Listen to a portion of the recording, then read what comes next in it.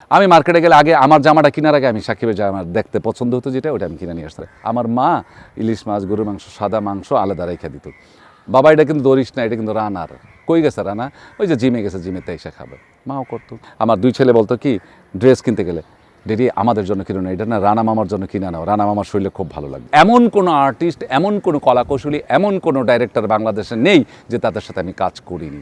তো সাকিবের সাথে কাজ করি না, কে বলছে সাকিবের সাথে কাজ করি না বললে ভুল হবে। আর আমিও এখন অত বেশি কাজ করতে চাই না, এত কষ্ট করতে চাই না, অনেক তো করেছি, একটু রেস্টেরও ব্যাপার আছে। তিলে তিলে গড়ে উঠেছে হ্যাঁ। আপনার হাত ধরে শাকিব খান। সেই যে আমার ছোট ভাই, সেই যে মধুর সম্পর্ক এখনো আছে। আমি সবচেয়ে বড় কথা, আপনি শোনো, আমি না পরশুদিন আমি আর আমার ছোটো বোন লাউডে কথা বলতো। আমার ছোটো বোন কিন্তু সাকিবকে অনেক আদর করতো। কেন আদর করতো? তো আমার ছোটো বোন আর আমার বউ বসে খাচ্ছে, নাস্তা খাচ্ছে। তো ওকে বলছে কি যে রানা বাজার থেকে ইলিশ মাছ আনছে আব্বা, বড় কচু নাই, একটা কচু নিয়ে আয়। তো বড় একটা কচু আনতে গেছে। ও কী করছে, ও কচু পছন্দ করে, কচুর শাকটা পছন্দ। শাকিব খান ও কচু উপরের এটা ইলিশ মাছ দিয়ে রান্না করলে খুব ভালো পছন্দ করে। তো দেখে কি ছোট আনছে। তো ছোট আনার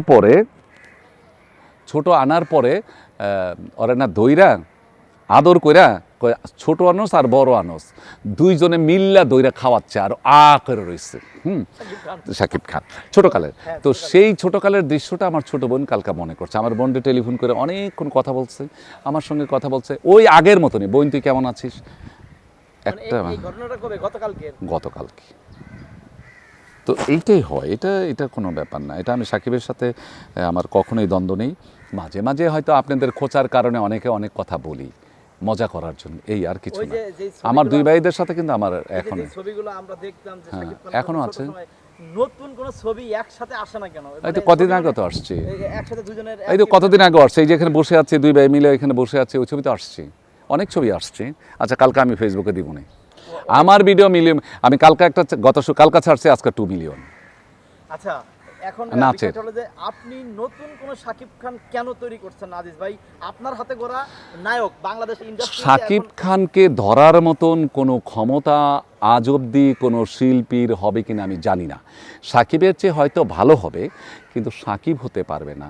শাকিব অন্যরকম একটা জিনিস। শাকিবের মধ্যে যে সৌন্দর্য, সাধনা, ধৈর্য, মেধা, এটা এখনকার ছেলে মেয়েদের মধ্যে নেই। বড় বড় পাঠার মতন শরীর আছে, এমন করে আসে, কিন্তু জানে না, নাচের জানে না। যদি ঘুষি মারে এমনি করে ঘুষি মারে, নাক মুখ ভেঙে হালায়। তো এরা কীভাবে হিরো হয়? দেখতে সুন্দর হলে কি হিরো হওয়া যায়? হিরো হতে হলে সব জানতে হবে, নাচ, গান, ফাইট, অভিনয়, ড্রাইভিং সব জানতে হবে, যেটা সাকিব জানে। সাকিব খানের জন্য আপনি কত বছর শ্রম দিয়েছেন তাকে তৈরি করতে? আমি শ্রম দেইনি তো, মানে আপনি সাধনা করেছেন বা আপনি? আমি সাধনা করি নাই তো। আমার ছোট ভাইয়ের জন্য যতটুকু করার প্রয়োজন, একটি ভাই আরেকটি ভাইয়ের জন্য যতটুকু করার প্রয়োজন আমি ততটুকুই করেছি।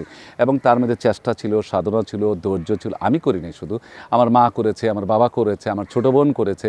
এবং শুনলে অবাক হবে, ও না সাদা মুরগির মাংস পছন্দ করে এবং ইলিশ মাছ বুনা পছন্দ করে। আমার মা ইলিশ মাছ, গরুর মাংস, সাদা মাংস আলাদা রেখে দিত।